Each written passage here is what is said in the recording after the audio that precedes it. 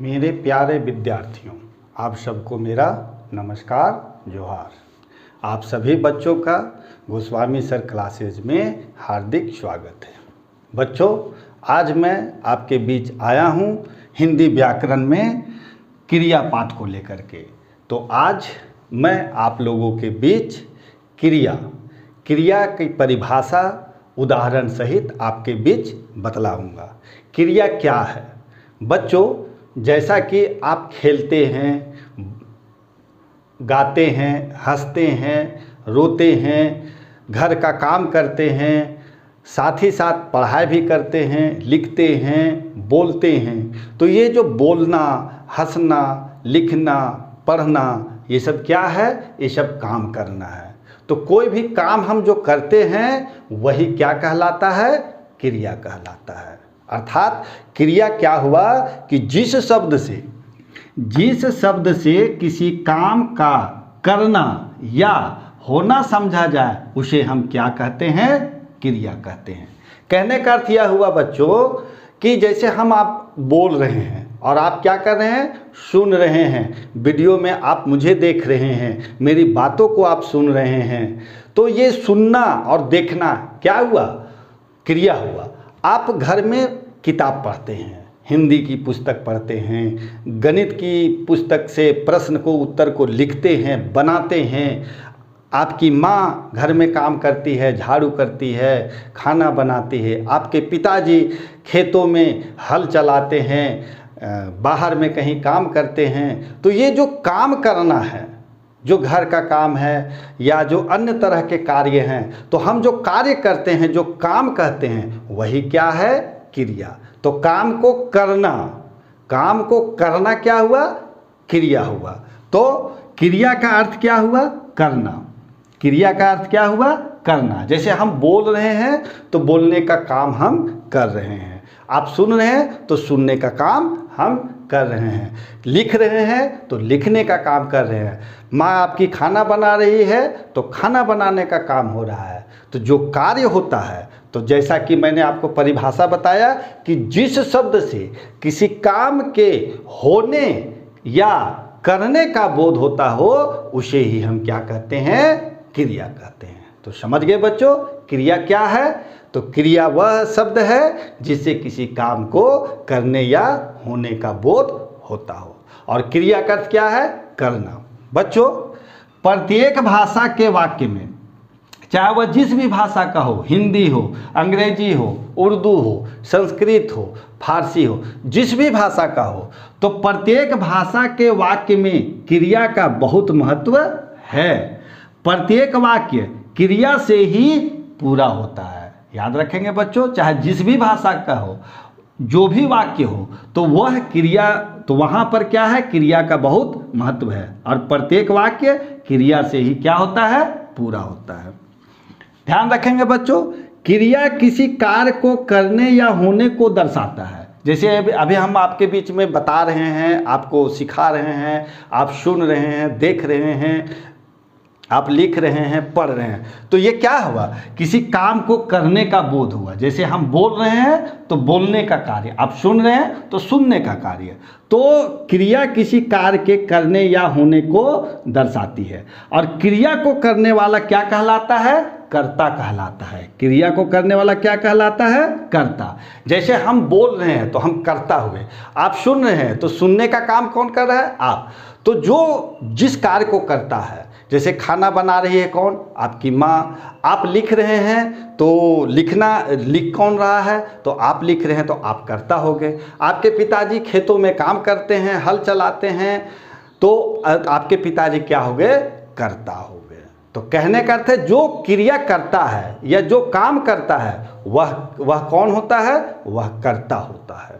तो बच्चों, क्रिया किसी कार्य के करने या होने को दर्शाता है और क्रिया को करने वाले को हम क्या कहते हैं?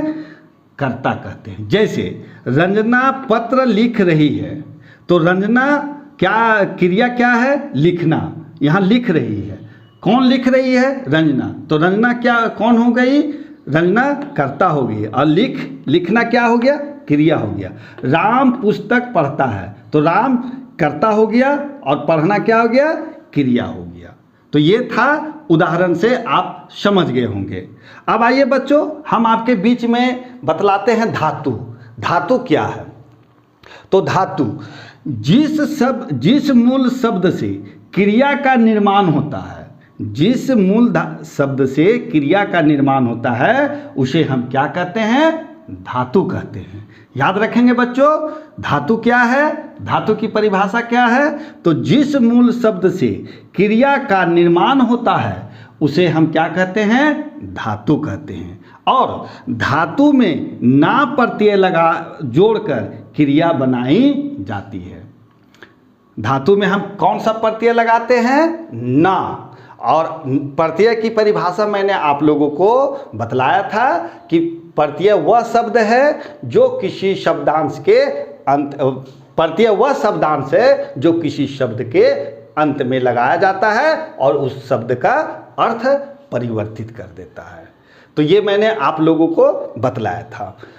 अब जैसे कि धातु कौन है, कौन कौन है धातु रूप? देखे, बोल, पढ़, लिख, गा, चल, हंस, देख, ये क्या है? धातु रूप है। और भी हैं, कुछ उदाहरण आपके बीच रखे हैं। तो धातु रूप बोल में हम क्या जोड़ना है? ना प्रत्यय जोड़ना है। तो बोल जोड़ना क्या हो गया? बोलना। लिख जोड़ना लिखना। गा जोड़ना गाना। चल जोड़ना चलना। देख जोड़ना देखना। हंस जोड़ना हंसना। रो जोड़ना रोना।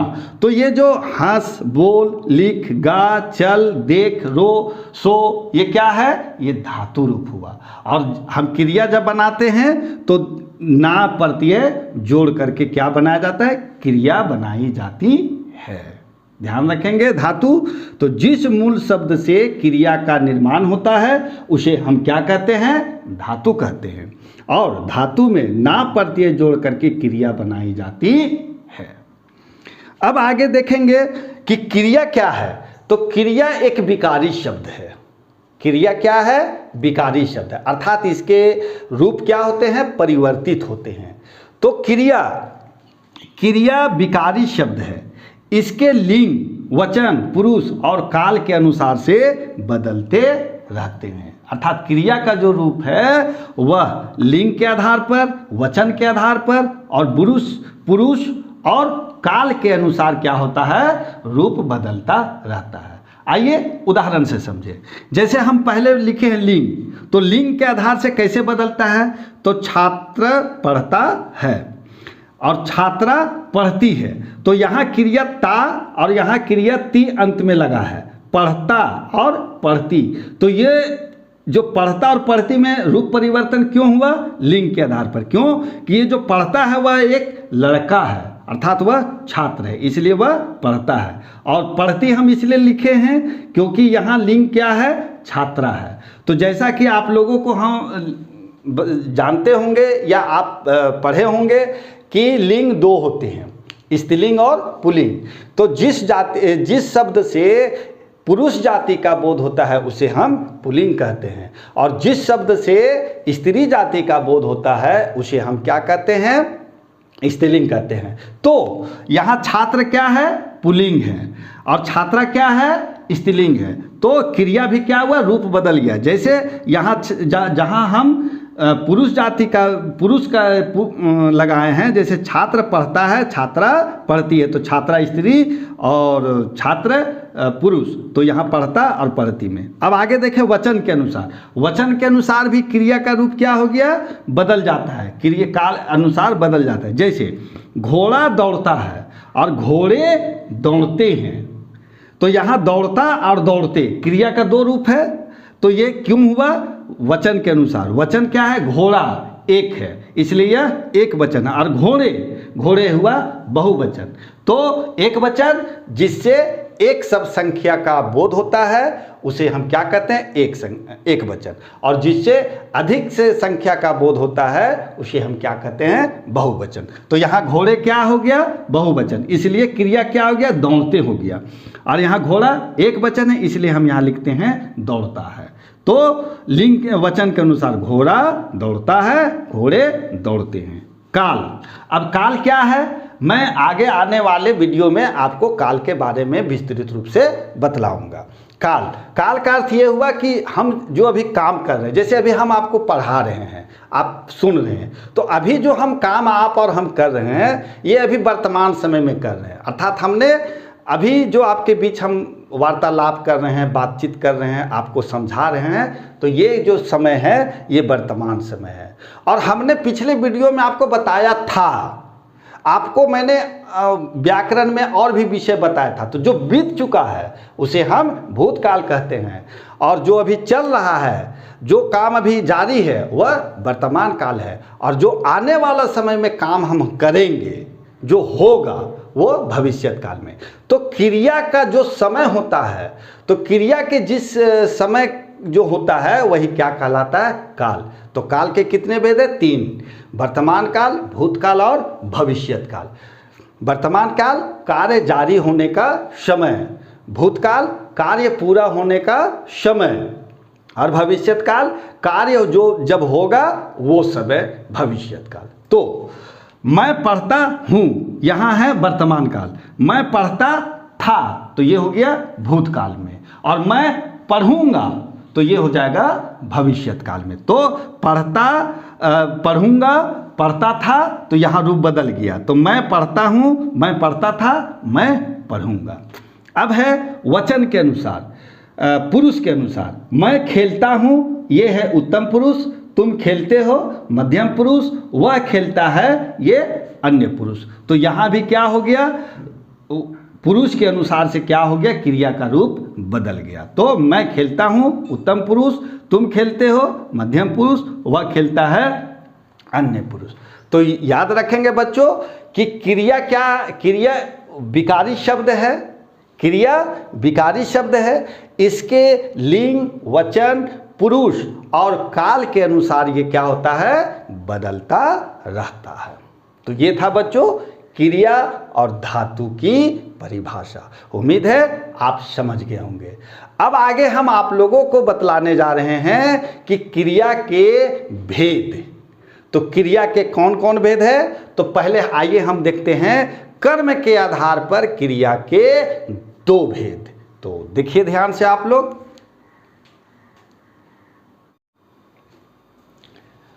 आइए बच्चों, अब हम आपको क्रिया के भेद बतला रहे हैं। तो जैसा कि मैंने कहा कि कर्म के आधार पर क्रिया के 2 भेद होते हैं। कौन कौन? सकर्मक क्रिया और अकर्मक क्रिया। किसके आधार पर? कर्म के आधार पर। तो कर्म के आधार पर क्रिया के 2 भेद होते हैं, सकर्मक क्रिया और अकर्मक क्रिया।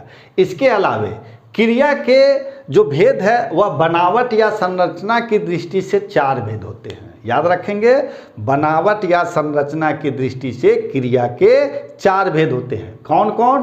पहला प्रेरणार्थक क्रिया, दूसरा संयुक्त क्रिया, तीसरा सहायक क्रिया और चौथा पूर्वकालिक क्रिया। तो अभी हम आपके बीच में कर्म के आधार पर आपको बतलाने जा रहे हैं सकर्मक क्रिया और अकर्मक क्रिया, और बाकी जो बनावट का है वो आपको हम बाद में बतलाएंगे।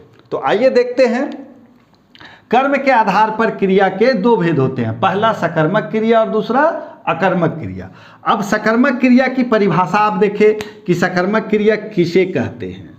तो जिस क्रिया में कर्म हो, सकर्म, स मतलब 7 कर्म, जिस क्रिया में कर्म हो उसे हम क्या कहेंगे? सकर्मक क्रिया। सरल शब्दों में है बच्चों कि जिस क्रिया में कर्म हो उसे ही हम सकर्मक क्रिया कहते हैं। ठीक है, तो अब इसकी परिभाषा देखें। जिस क्रिया में कर्म हो उसे सकर्मक क्रिया कहते हैं। अर्थात जिस क्रिया में कर्म का फल कर्ता पर नहीं पड़ता है, जिस क्रिया में कर्म का फल कर्ता पर न पड़कर किसी दूसरी जगह पड़ता हो उसे हम क्या कहते हैं? सकर्मक क्रिया कहते हैं। तो सकर्मक क्रिया के साथ कर्म कारक रहता है या उसके रहने की संभावना होती है। तो समझ गए बच्चों कि जिस क्रिया में कर्म का फल कर्ता पर न पड़ करके किसी दूसरी जगह पड़ता है उसे ही हम क्या कहते हैं? सकर्मक क्रिया कहते हैं। उदाहरण से समझें, जैसे राम विद्यालय जाता है, तो राम हो गया कर्ता और जाना क्या हो गया? क्रिया। लेकिन इसका फल कहाँ पड़ता है? विद्यालय पर। राम विद्यालय जाता है। राम कर्ता और जाना क्रिया। यहाँ भी बताएं कि जिस क्रिया में कर्म का फल कर्ता पर नहीं पड़ता है, तो क्रिया हो गया आपका जाना और राम हो गया कर्ता। इसका फल क्या हो गया, कर्ता पर नहीं पड़ा बल्कि दूसरी जगह पड़ता है, तो उसे ही हम क्या कहते हैं, सकर्मक। अर्थात जिस क्रिया में कर्म हो सकर्मक। माता जी भोजन बना रही है, मोहन पुस्तक पढ़ता है, उसने बाघ मारा। अब देखिए उपयुक्त वाक्यों में, ये जो ऊपर जो हमने वाक्य लिखा है, उपर्युक्त वाक्यों में जाना, बनाना, पढ़ना, मारना, मतलब माता जी भोजन बना रही है, राम विद्यालय जाता है, मोहन पुस्तक पढ़ता है, उसने बाघ मारा। तो उपर्युक्त वाक्यों में जाना, बनाना, पढ़ना, मारना क्रिया का फल किस में पड़ा है, तो विद्यालय पर, भोजन, पुस्तक और बाघ पर पड़ा। ये जो ऊपर जो आप वाक्य देखें, इसमें जो बनाना, पढ़ना, मारना जो क्रिया का जो फल था वह किस पर पड़ा, विद्यालय, भोजन, पुस्तक और बाघ पर। इसलिए ये क्रियाएं क्या हो गए, सकर्मक क्रियाएं हो गए। तो समझ गए बच्चों कि सकर्मक क्रिया क्या है, तो जिस क्रिया में कर्म रहता हो और कर्म का फल कर्ता पर न पढ़ करके किसी दूसरी जगह में पड़ता हो, उसे ही हम क्या कहते हैं, सकर्मक क्रिया। आइए बच्चों आगे हम बताते हैं आपको अकर्मक क्रिया। आगे देखें अकर्मक क्रिया। अकर्मक क्रिया क्या है, तो जिस क्रिया में कर्म नहीं रहता है, और सकर्मक क्रिया में मैंने आप लोगों को बतलाया था कि जिस क्रिया में कर्म रहता है वह सकर्मक क्रिया, और जिस क्रिया में कर्म नहीं रहता है अकर्म, मतलब बिना कर्म का। तो वैसी क्रिया जिसमें कर्म नहीं हो उसे हम क्या कहते हैं, अकर्मक क्रिया, और जिस क्रिया में कर्म हो उसे हम कहते हैं सकर्मक क्रिया। तो अकर्मक क्रिया की परिभाषा देखें बच्चों कि जिस क्रिया में कर्म नहीं रहता है, अर्थात जिस क्रिया का कार्य का फल कर्ता पर पड़ता है, उसे हम क्या कहते हैं, अकर्मक क्रिया। सकर्मक क्रिया में क्या बतलाया गया था कि जिस क्रिया का फल कर्ता पर न पड़ के कहीं दूसरी जगह पड़ता हो, और यहाँ क्या है कि जिस क्रिया में जिस क्रिया का कार्य का फल क्या हुआ, कर्ता पर ही पड़ता है। जैसे मैं बोलता हूँ तो बोलने की जो क्रिया है वह मुझ पर पड़ रहा है, कर्ता पर पड़ रहा है। तो जिस क्रिया में कर्म नहीं रहता है, अर्थात जिस क्रिया के कार्य का फल कर्ता पर ही पड़े, उसे हम क्या कहते हैं, अकर्मक क्रिया कहते हैं। अकर्मक क्रिया का कोई कर्म कारक नहीं होता है या कोई भी बने रहने की संभावना भी नहीं रहती है, जबकि सकर्मक क्रिया में कर्म कारक होता है या रहने की संभावना होती है, जबकि अकर्मक क्रिया में कोई कर्म कारक नहीं होता है। इसे ही हम क्या कहते हैं, अकर्मक क्रिया कहते हैं।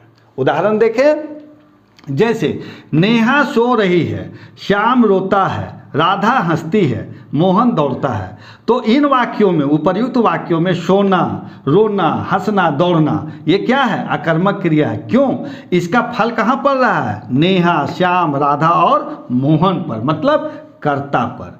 तो जिस क्रिया का कार्य, जैसे सोने का कार्य, रोने का कार्य, हंसने का कार्य, दौड़ने का कार्य किस पर पड़ रहा है, कर्ता पर। नेहा, श्याम, राधा, मोहन। तो नेहा, श्याम, राधा, मोहन क्या हो गया, कर्ता, और सोना, रोना, हंसना, दौड़ना ये क्या हो गया, अकर्मक क्रिया हो गया। ठीक है बच्चों, तो ये था क्रिया के भेद, सकर्मक क्रिया और अकर्मक क्रिया। इससे पूर्व मैंने आप लोगों को क्रिया की परिभाषा बतलाया। पुनः आपके सामने हम पुनरावृत्ति कर दे रहे हैं। क्रिया जिस काम से जिस शब्द से किसी काम के होने या करने का बोध होता हो उसे हम क्रिया कहते हैं। जैसे पढ़ना, लिखना, खाना, पीना, हंसना, बोलना, नाचना, गिरना, चलना, दौड़ना।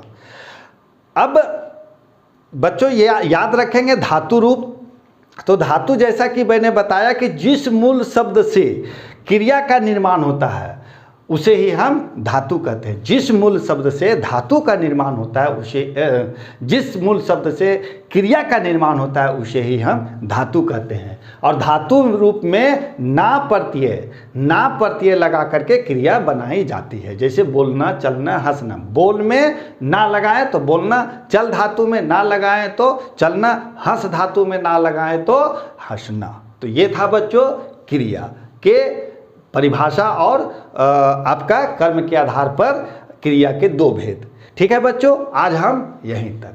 फिर हम आपके बीच अगले दिन जब आएंगे तो आपको बनावट की दृष्टि से क्रिया के कौन कौन भेद हैं, जैसा कि मैंने आपको 4 भेद बताया, प्रेरणार्थक क्रिया, संयुक्त क्रिया, पूर्वकालिक क्रिया और एक बतलाए थे आपको सहायक क्रिया।